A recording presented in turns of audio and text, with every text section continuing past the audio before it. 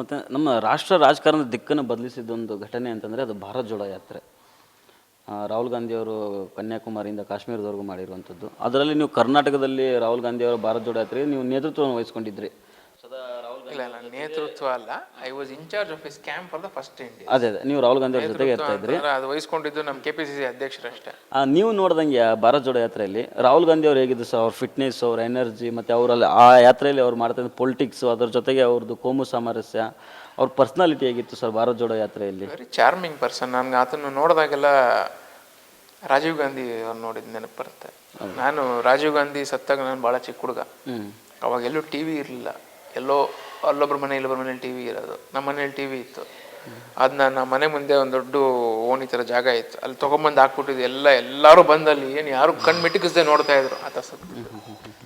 ಅಂಥ ಒಂದು ಕ್ಯಾರೆಕ್ಟರ್ ರಾಜೀವ್ ಗಾಂಧಿ. ಇವತ್ತಿಗೂ ನನಗೆ ನನ್ನ ತಲೆನಲ್ಲಿ ಇಂಪ್ರಿಂಟ್ ಆಗಿರೋದು ಅಂದರೆ, ರಾಜೀವ್ ಗಾಂಧಿ ಅವರು ಅವರೇ ಸ್ವತಃ ಕಾರ್ ಡ್ರೈವ್ ಮಾಡ್ಕೊಂಡು ಪಾರ್ಲಿಮೆಂಟ್ಗೆ ಹೋಗಿದ್ದಾರೆ. ಅದೊಂದು ವಿಡಿಯೋ ಇದೆ, ನೀವು ನೋಡಿದ್ರೇನೋ ನನಗೆ ಗೊತ್ತಿಲ್ಲ. ನೋಡಿಲ್ಲ ನಾನು. ಅದೊಂದು ವಿಡಿಯೋ ಇದೆ, ಅವರೇ ಡ್ರೈವ್ ಮಾಡ್ಕೊಂಡು ಪಾರ್ಲಿಮೆಂಟ್ಗೆ ಹೋಗಿದ್ರು. ಸೊ ಅವ್ರು ಡ್ರೈವ್ ಮಾಡಿದ್ದು ಯಾವುದೋ ದೊಡ್ಡ ಲೆಕ್ಸಸ್ ಕಾರೋ, ಮರ್ಸಿಡೀಸ್ ಎಸ್ ಕ್ಲಾಸೋ, ರೇಂಜ್ ರೋವರ್ ಅಲ್ಲ, ಯಾವುದೋ ಸಾಮಾನ್ಯರು ಉಪಯೋಗಿಸುವಂಥ ಕಾರ್ ಅವ್ರು ಡ್ರೈವ್ ಮಾಡ್ಕೊಂಡು ತಗೊಂಡು. ಸೊ ನನಗೆ ಅದು ನೋಡಿದಾಗಿಂದ ಅವರೇ ನನ್ನ ಹತ್ರ ಇರೋ ಕಾರೇ ಇರುತ್ತೆ. So that is where I was so impressed. ಅಂದರೆ ನಾನು I could relate to him. ನಮ್ಗಳ ಹತ್ರ ಇರೋವಂಥ ವ್ಯವಸ್ಥೆನೇ ಇದೆಯಲ್ಲ ಇರುತ್ತೆ, I could relate to him. So ಹಾಗೆ ರಾಜೀವ್ ಗಾಂಧಿ ಅವ್ರನ್ನ ನೆನೆಸ್ಕೊಂಡಾಗೆಲ್ಲ ಇವರು ತಲೆಗೆ ಬರ್ತಾರೆ, ಇವ್ರನ್ನ ನೋಡಿದಾಗೆಲ್ಲ ಅವರ ಜ್ಞಾಪಕ ಬರುತ್ತೆ.